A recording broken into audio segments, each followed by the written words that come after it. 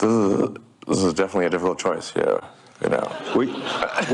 One of the things that the left has done over the last couple of years is made it seem like it's always the people on the right that are coming after your free speech. But if we've learned anything, it's that the left and the wokesters and all of the big tech people, those are the ones, the Democrats, the lefties, who are actually coming for your free speech. Take a look. The Democrats appear to be more pro-censorship than the Republicans. And that used to be the opposite. It used to be, the left position was freedom of speech. I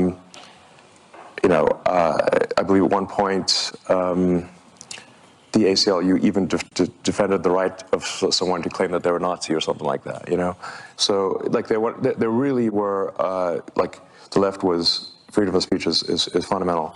My perception, perhaps it isn't accurate, is that the pro-censorship is more on the left than the right.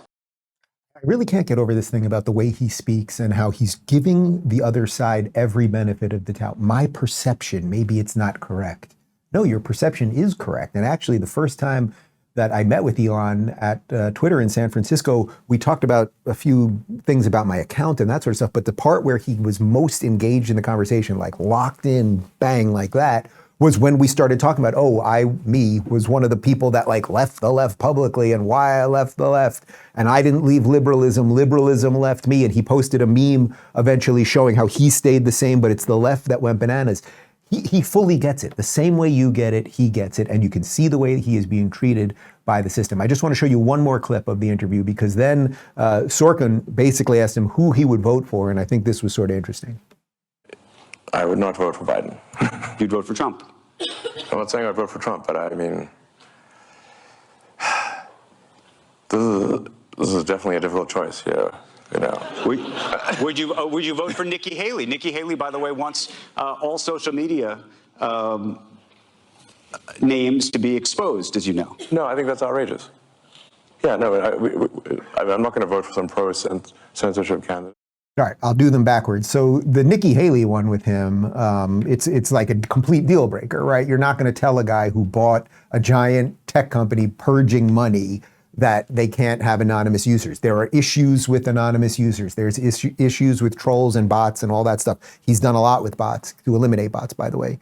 But it's getting harder and harder because AI is getting smarter. So bots in the old days would just have copy and paste comments and computers were just, tweeting things out repetitively. Bots are getting much smarter. They can put your name in it. They can change the language. But he has done more about that. But obviously, he's not going to vote for Nikki Haley. Like the very idea of that one is just, okay, so that one's out of the way. Then he said, Trump, he's not sure. My suspicion is if it ends up being Biden or Trump and he's brave enough to say who he will vote for, I think he would vote for Trump. But him being so sort of hands off on whether he could support Trump or not, I think shows you the bigger problem with Trump in general, that all of these people who have so had it with the Democrats, there is still a mass aversion to Trump. And you may not agree with that mass aversion and you might think it's misguided or whatever, but it is real.